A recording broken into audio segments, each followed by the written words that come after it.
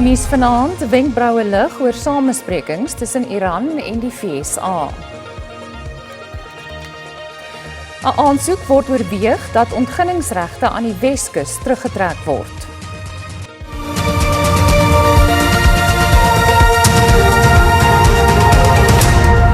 Goeienaand en welkom by die nuus in Afrikaans. Die VSA-president Donald Trump het Amerikaanse aanvalle op Iran se energie-infrastruktuur vir 5 dae opgeskort. Na wederwysige dreigemente tussen die VSA en Iran het Trump vandag gesê dat opbouende samesprekings gevoer is. Iran se minister van buitelandse sake ontken egter dat daar enige direkte of indirekte kontak met Trump was. We have had very strong talks. We'll see where they lead. We have major points of agreement. I would say almost all points of agreement. Volgens Trump het die onderhandelings tussen die VSA en Iran gehandel oor die algehele oplossing van vyhandigheid tussen die lande. They want very much to make a deal. We'd like to make a deal too. We're going to get together today by probably phone because it's very hard to find a country. It's very hard for them to get out, I guess. But we'll at some point very soon meet. We're doing a 5-day period. We'll see how that goes. And if it goes well, we're going to end up with settling this. Otherwise, we'll just keep bombing our little hearts out. Volgens die Amerikaanse president is die onderhandelings gelei deur sy skoonseun Jared Kushner en Trump se mede-eiendomsmagnaat en spesiale gesant Steve Witkoff. Iran se weergawe van gegevens is gans anders. Hy sê Trump gee voor dat daar onderhandelings is sodat die olieprys kan daal en sodoende van die politieke druk op hom verlig wat afkomstig is van die Amerikaanse bevolking. Die olieprys het inderdaad gedaal tot $96 per vat na die aankondiging. 'n Verslaggewer het Trump probeer vaspen oor wie die onderhandelings lei vir Iran. In antwoord het Trump onsekerheid probeer skep of Iran se opperleier Mojtaba Khamenei steeds leef. We're dealing with the man who I believe is the most respected and the leader. It's a little tough. We've wiped out everybody. Is that the Supreme Leader? No, not the Supreme Leader. We don't. Well, nobody heard of the second Supreme Leader, the son. Are these direct? We have not heard from the son. Every once in a while you'll see a statement made, but we don't know if he's living. Trump het Saterdag 'n ultimatum gestel aan Iran dat die VSA sy energie-infrastruktuur gaan vernietig indien Iran nie binne 48 uur die straat van Hormuz oopstel nie. Die 48 uur verstryk môreoggend om 1:15. Iran het die ultimatum beantwoord met 'n dreigement dat hy so 'n aanval sal beantwoord met aanvalle op die energie- en wateraanlegte van sy buurlande. Volgens Iran is die verklaring van alle kragaanlegte in Wes-Asië as potensiële teikens die beweegrede vir Trump se 5 dae opskorting. Die finansiële gevolge van die oorlog is opnuut uitgebeeld. China se effektebeurs het met 3,6% gedaal, Japan met 3,5% en Suid-Korea met 6%. Europese markte het 'n 4 maande laagtepunt bereik. Wall Street, wat eers na Trump se aankondiging oor onderhandelings begin verhandel het gestyg. Intussen verskerp Israel sy aanvalle op Libanon. Die hoofbrug wat Suid-Libanon verbind met die res van die land is erg beskadig deur 2 Israeliese aanvalle. Israel het sy weermag opdrag gegee om alle brûe oor die Litani rivier in Libanon te vernietig en die sloping van huise naby die suidgrens uit te brei. Beeldmateriaal toon 'n groot Israeliese weermag teenwoordigheid by die Libanese grens. Meer as 1000 mense is reeds dood in Israeliese aanvalle in die land, onder wie minstens 100 kinders. Die Madlanga-kommissie het vandag voortgegaan om die stukke van die legkaart in mekaar te probeer pas, te midde van die getuienis van Sergeant Fanny Nkosi. Nkosi moes verduidelik waarom hy in besit was van die bankkaart van die vermeende kartellid Vusimusi Cat Matlala. Hy moes ook verduidelik waar die R385.000 vandaan kom wat tydens 'n klopjag in 'n kluis in sy huis gevind is.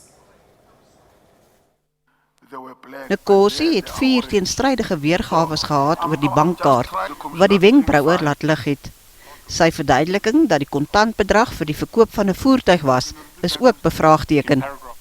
I can't say there was no sale of a truck. But it does seem to me that the documentation that was put together was documentation put together for the purpose of explaining this cash. The documents as opposed to the sale itself. Because the documents have so many anomalies in them. Inconsistencies in them. Advokaat Chaskelson, SC, het Nkosi weer uitgevra oor 'n bedrag van R500 wat aan 'n SAIK-aanbieder betaal is vir Musa Kahula se foonnommer. Now that you have seen it, do you accept that you paid Natasha R500?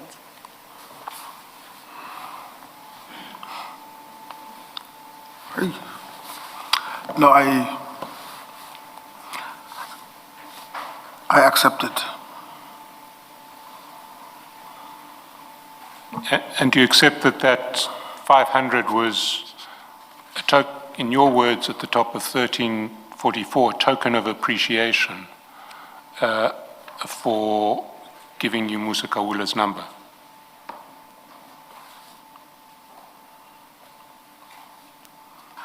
I think I was going to be in a better position to answer that if you gave me this before, but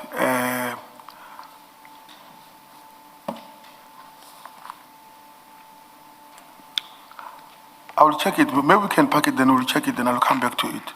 So that when I confirm something that is very accurate. Die kommissie se ondersoek duur voort. Die parlementêre ad-hoc-komitee wat beweringe van korrupsie en politieke inmengery in die strafregstelsel ondersoek, is in 'n wedloop teen tyd gewikkel om sy finale verslag teen die einde van die maand te voltooi. Die komitee se spertyd is reeds 3 keer uitgestel. Die finale verslag moet teen 31 Maart voor die nasionale vergadering ter tafel gelê word. Die verslag moet feitelike bevindings oor die bewyse wat voorgelê is bevat, as ook aanbevelings vir beleids- en wetgewende hervormings in die strafregstelsel. Die voorsitter het by die laaste sitting verlede Woensdag gesê, die komitee is tevrede dat die grootste deel van sy werk voltooi is. I may prefer to give my members some time to engage with the general, especially that he is the last witness. And at a personal level, also taking into cognizance that there is some excitement amongst my members that today is the last day, so I don't want to spoil the mood.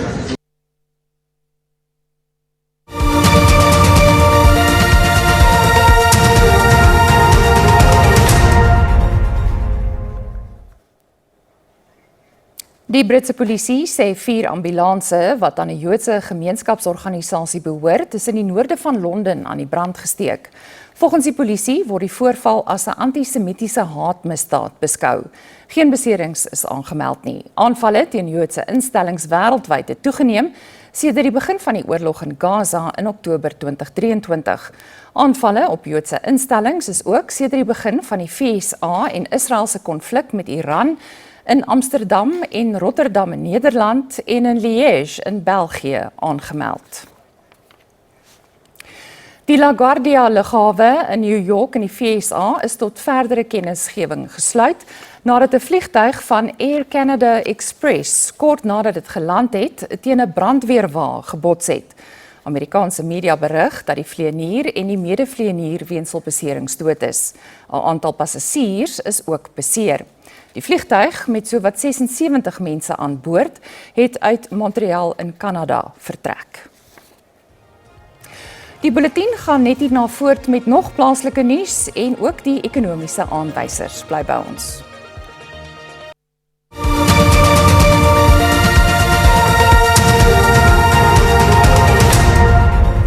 In die Wes-Kaapse Hooggeregshof oorweeg 'n volbankregter se aansoek dat ontginningsregte aan die Weskus teruggetrek word. 'n Groep omgewingskampvegters en vissers sê dat olie- en aardgas ontginningsregte toegestaan is aan Total Energies na 'n gebrekkige oorwegingsproses. Die aansoekers sê ontginning sal hulle bestaan bedreig en ekostelsels beskadig wat reeds 'n aanslag van klimaatsverandering beleef. Kampvegters voer aan dat die Departement van Minerale en Petroleumhulpbronne en die Departement van Omgewing, Bosbou en Vissery nie ontginningsregte moes toegestaan het of hulle appel daarteen verwerp het nie. Die aktiviste vra nou dat die hof ingryp. There's been a failure to really look at socio-economic impacts. So fishers, the most vulnerable on the coast, if there's an oil spill, their livelihoods are wiped out. Surely that must be looked at. Also, we are facing climate change. We are living climate change. We are seeing people die in floods and damage. Billions that are coming through in our own country. Why would we make it worse by doing more fossil fuel development? Een van die aansoekers is Okatoa Fisheries Cooperative, wat meer as 60 kleinvissers in Port Nolloth verteenwoordig. Die vissers sê nie net hulle kultuurerfenis nie, maar hulle bestaan sal in die slag bly as diepsee-ontginning voortgaan. Ons as vissers maak ons lewens bestaan vanaf snoep.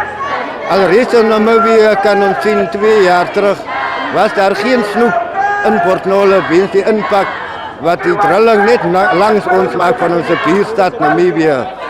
2 jaar terug was daar ook gedrill in 100 Labai. Hulle 2 gate gedrill en daar was absoluut geen vis die jaar daarna na hulle opgepak het en geen olie gekry het. So dit is die impak wat ons vissers mee sit. Die aansoekers regspan sê dat die algehele omvang van die ontginning en produksie nie deur die regering in ag geneem is nie. Volgens verteenwoordigers is die wet op geïntegreerde kusbestuur ook verontagsaam.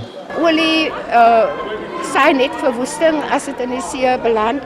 Die visse gaan nie meer lewe in die see wees nie. En ons glo ons beskerm die see, maar daar word nie met ons samesprekinge gehou in terme van hierdie besluite nie. Die aansoekers vra die hof om ontginningstoestemming te weier, in plaas daarvan om die saak terug te stuur na die departement van minerale bronne vir heroorweging. Die saak duur na verwagting môre voort. Vanessa Puna, SAK nuus, Kaapstad. Die minister van Minerale en Petroleumhulpbronne, Gwede Mantashe, sê 'n ondersoek sal gelas word om die oorsaak van verlede maand se modderstorting by die Ikapa Minerals myn in Kimberley in die Noord-Kaap te bepaal. 5 mynwerkers is dood nadat hulle 890 meter ondergronds vasgekeer was. Die oorskot van al 5 werkers is intussen gevind en na die oppervlak gebring. Die families van al 5 mynwerkers wat ondergronds vasgekeer was, kan uiteindelik afskeid neem van hulle geliefdes. Mantashe het die myn vir die 3de keer besoek sedert die modderstorting op 17 Februarie. The next step is to give them a decent funeral. Each one of them, all 5 of them.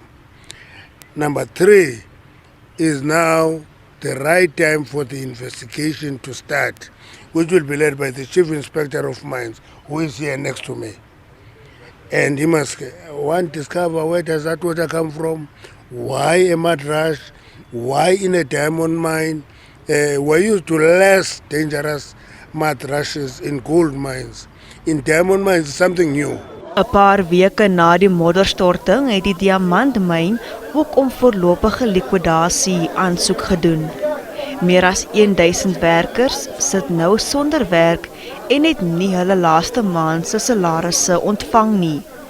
Die metaalwerkersvakbond NUMSA sê hy sal regstappe neem om te verseker dat die mynwerkers betaal sal word. It has always been the position of the trade union that there is no liquidation.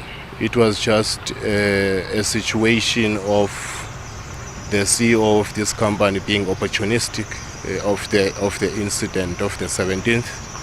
We are going in court on the 17th, and our stand is that there can be an alternative from this, which in our view, business rescue can be the order of the day. Die werkers by Ikapa sê die sluiting van die myn het hulle hard getref. Dit is baie hartseer en dit vat aan 'n mens, because as 'n mens kyk die omstandighede daar wat 'n mens in is. Jy bly, jy moet goeders op jy te geld nie. Jy kry miskien na 3500, maar die 3500 die debit se trek af, so by einde van die dag jy niks by kan terugkom as jy kinders met skool toe gaan, jy moet na goede toe gaan, so jou lewe staan eintlik stil as 'n mynwerker. Mantashe het beleggers met genoeg finansiële hulpbronne gevra om die myn oor te koop.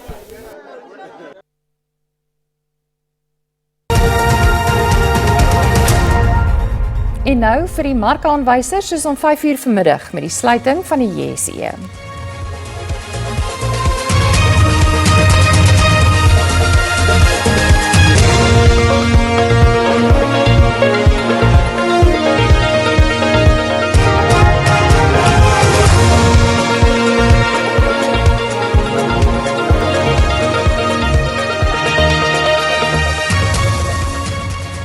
Die oorskot van 63 kooi en sanmense wat meer as 'n eeu gelede uit hul grafte verwyder is by Kinderlê naby Steenkop in die Noord-Kaap herbegrawe. President Cyril Ramaphosa het die hoofrede by die geleentheid gelewer. Hy sê die regering hoop dat instellings wêreldwyd maniere sal vind om die onetiese gedrag van die verlede reg te stel. Die oorskot is vir jare by die Humanitêre Museum in Skotland tentoongestel. Nadat die oorskot verwyder is daar toetse en eksperimente daarop uitgevoer.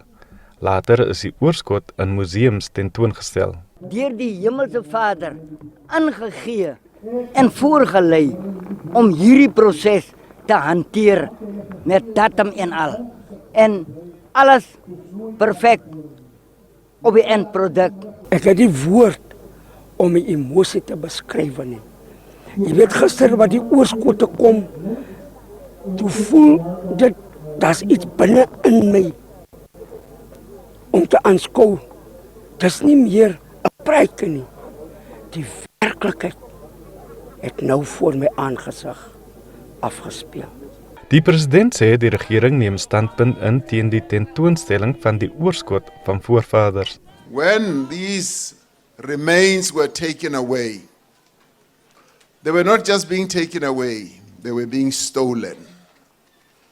So a theft was committed here. They were being taken away without the consent of the families of all these people. Die president sê wêreldwyd moet die onreg wat aangedoen is reggestel word. We also need redress, and I therefore call upon us and the Antarian Museum and the people of Scotland and the government of Scotland to start working with us on what we call redress and reparations. That is what we must do. Die herbegrafnis is die grootste nog in Suid-Afrika, maar daar is duisende oorskotte in museums oral in die wêreld. Kooi en sanaktiviste hoop dat dit die begin is om daardie beendere terug huis toe te bring. Ulrich Hendricks, SAK nuus, Kinderlê, naby Steenkop in die Noord-Kaap. Die sportnuus en môre se weer volg net hierna, bly gerus ingeskakel.